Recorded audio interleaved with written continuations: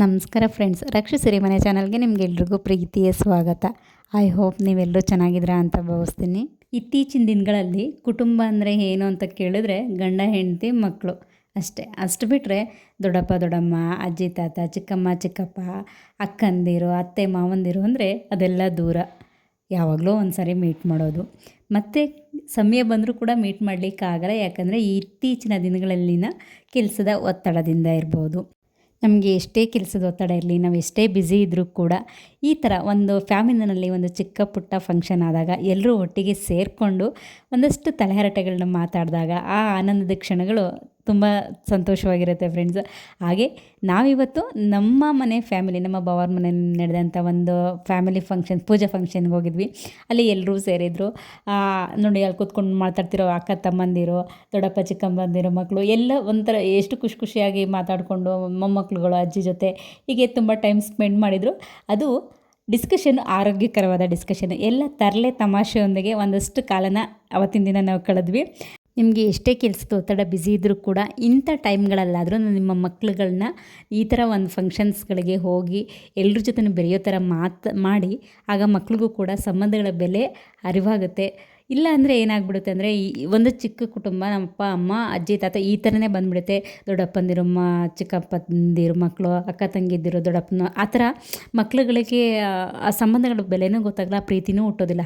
ಹಾಗಾಗಿ ಇಂಥ ಸಂದರ್ಭಗಳಲ್ಲಾದ್ರೂ ಮಕ್ಕಳನ್ನ ಈ ಥರ ಫಂಕ್ಷನ್ಗಳಿಗೆ ಕರ್ಕೊಂಬಂದರೆ ಆ ಮಕ್ಕಳಿಗೆ ಸಂಬಂಧದ ಪರಿಚಯ ಆಗುತ್ತೆ ಮತ್ತು ಪ್ರೀತಿನೂ ಕೂಡ ಹುಟ್ಟುತ್ತೆ. ಏನಂತೀರ ಫ್ರೆಂಡ್ಸ್? ನಿಮ್ಮ ಅಭಿಪ್ರಾಯನ ಕಮೆಂಟ್ ಮಾಡಿ ತಿಳಿಸಿ. ನೋಡಿ, ಇವರೆಲ್ಲ ಎಷ್ಟು ತರಲೆ ತಮಾಷೆಯಿಂದ ಮಾತಾಡಿಕೊಂಡು ಈ ಟೈಮ್ನ ಸ್ಪೆಂಡ್ ಮಾಡ್ತಾ ಇದ್ದಾರೆ. ನೋಡೋಣ ಬನ್ನಿ. ಅದಕ್ಕೆ ಬೇಗ ರಿಟೈರ್ಡ್ ಆಗಿತ್ತು.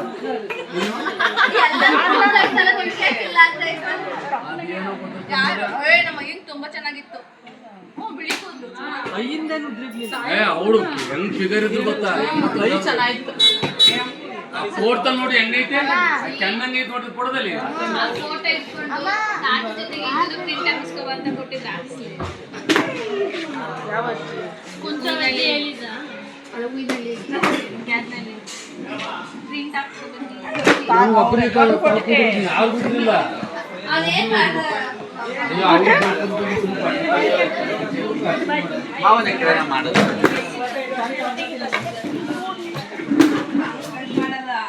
ಕುಮಾರನು ಕೂದವಲ್ಲ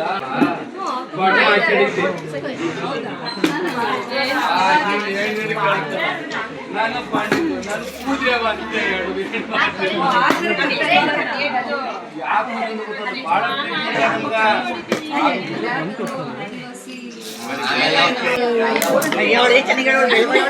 ಯಾರು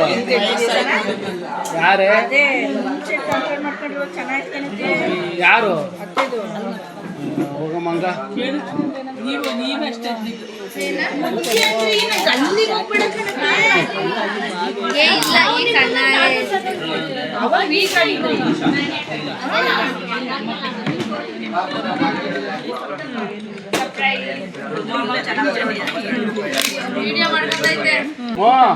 ಹಬ್ಬದಲ್ಲಿ ಮಾಡ್ಕೊಂಡಿದ್ರ ಒಬ್ರಿದ್ರೆ ಸುಮ್ಕಿರೆ ನಿಮ್ ಕುಮಾರ್ ಯಾಕೆ ಹಿಂಗ್ ಮಾಡ್ಕೊತಾವನೆ ಅಂದ್ರು.